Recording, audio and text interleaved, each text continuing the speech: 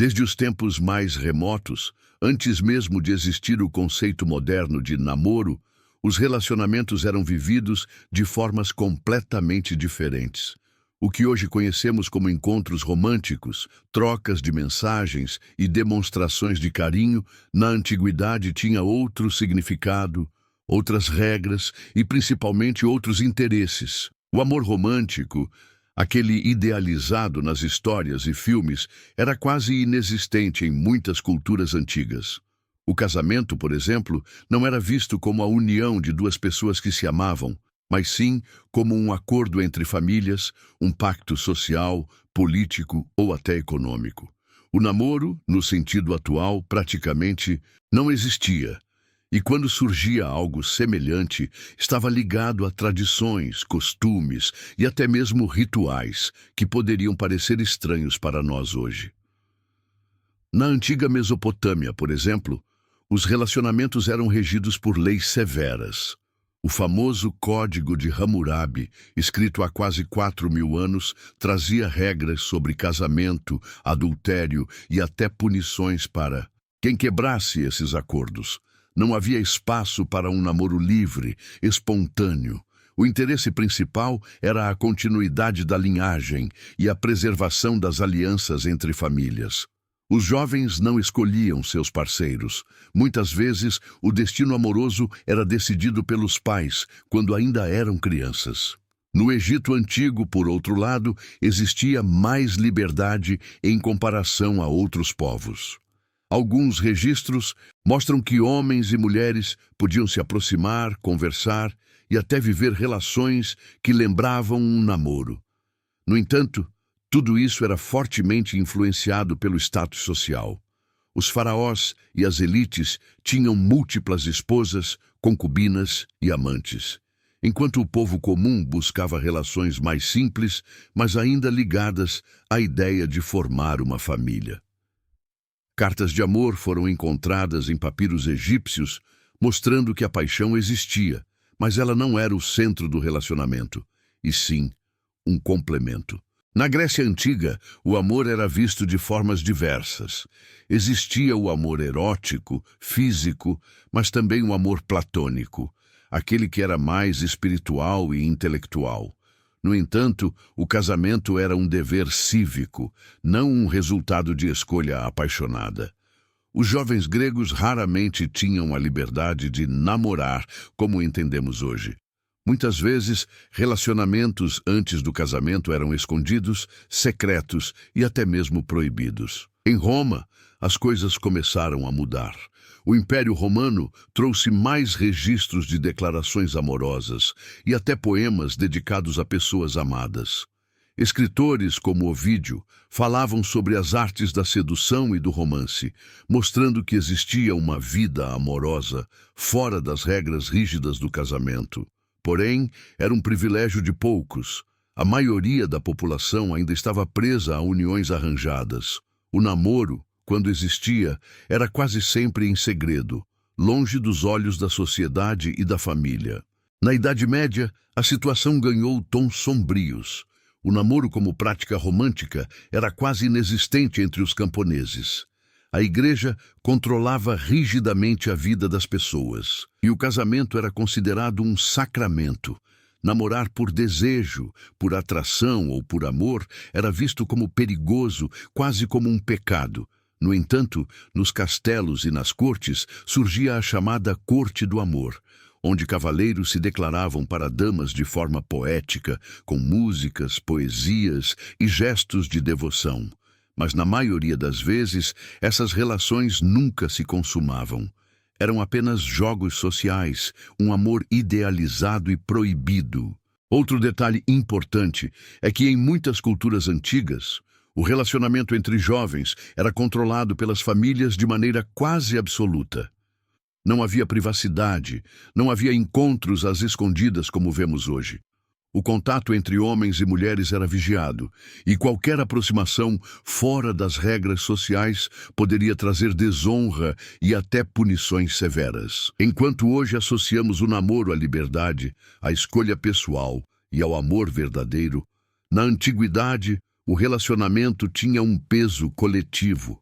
Não se tratava apenas de duas pessoas, mas sim de duas famílias, de alianças políticas, de riquezas que seriam trocadas como dotes. O sentimento ficava em segundo plano.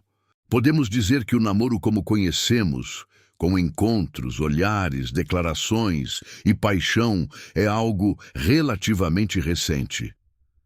No passado, a ideia de duas pessoas se unirem apenas por amor era quase impossível.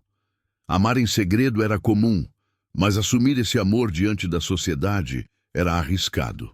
Muitas histórias de casais apaixonados terminaram em tragédia justamente porque tentaram desafiar as normas da época. Desde os tempos mais remotos, antes mesmo de existir o conceito moderno de namoro, os relacionamentos eram vividos de formas completamente diferentes.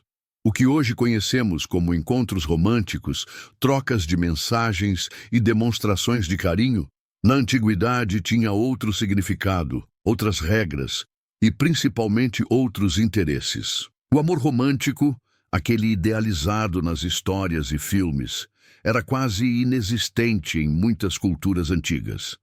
O casamento, por exemplo, não era visto como a união de duas pessoas que se amavam, mas sim como um acordo entre famílias, um pacto social, político ou até econômico. O namoro, no sentido atual, praticamente não existia, e quando surgia algo semelhante, estava ligado a tradições, costumes e até mesmo rituais que poderiam parecer estranhos para nós hoje. Na antiga Mesopotâmia, por exemplo, os relacionamentos eram regidos por leis severas. O famoso Código de Hammurabi, escrito há quase 4.000 anos, trazia regras sobre casamento, adultério e até punições para quem quebrasse esses acordos. Não havia espaço para um namoro livre, espontâneo. O interesse principal era a continuidade da linhagem e a preservação das alianças entre famílias. Os jovens não escolhiam seus parceiros. Muitas vezes, o destino amoroso era decidido pelos pais quando ainda eram crianças. No Egito Antigo, por outro lado, existia mais liberdade em comparação a outros povos. Alguns registros mostram que homens e mulheres podiam se aproximar, conversar e até viver relações que lembravam namoro. No entanto, tudo isso era fortemente influenciado pelo status social. Os faraós e as elites tinham múltiplas esposas, concubinas e amantes, enquanto o povo comum buscava relações mais simples, mas ainda ligadas à ideia de formar uma família. Cartas de amor foram encontradas em papiros egípcios, mostrando que a paixão existia, mas ela não era o centro do relacionamento, e sim um complemento. Na Grécia Antiga, o amor era visto de formas diversas. Existia o amor erótico, físico, mas também o amor platônico, aquele que era mais espiritual e intelectual. No entanto, o casamento era um dever cívico, não um resultado de escolha apaixonada.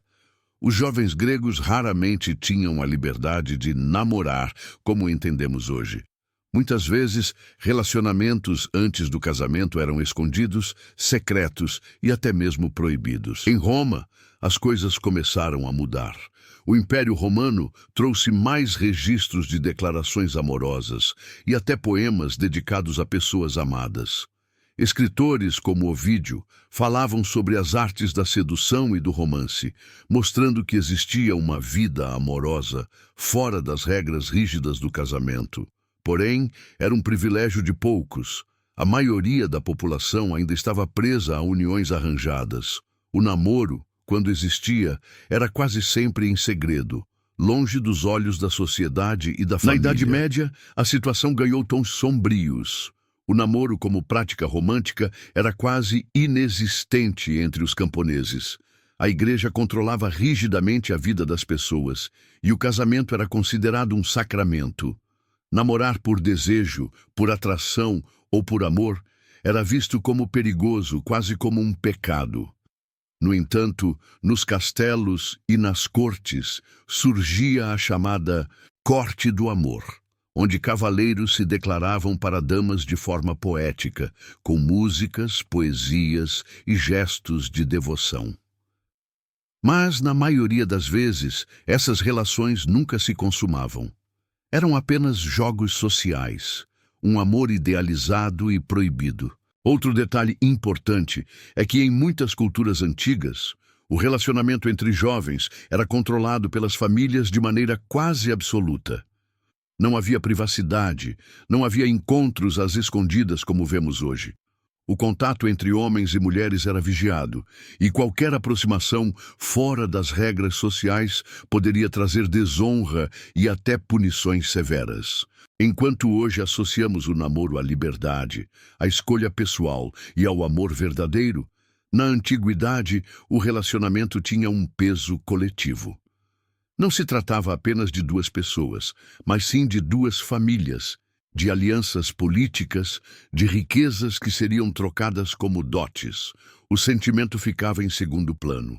Podemos dizer que o namoro como conhecemos, com encontros, olhares, declarações e paixão, é algo relativamente recente.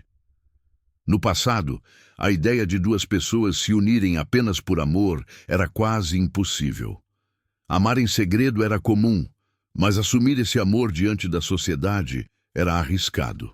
Muitas histórias de casais apaixonados terminaram em tragédia justamente porque tentaram desafiar as normas da época. Portanto, quando olhamos para a antiguidade, percebemos que o namoro não era sobre liberdade, mas sobre regras. Não era sobre paixão, mas sobre alianças. Não era sobre sentimentos individuais, mas sobre o peso da tradição. Ainda assim, apesar de todas as barreiras, o ser humano sempre buscou amar, sempre buscou se conectar, mesmo que escondido, mesmo que em silêncio.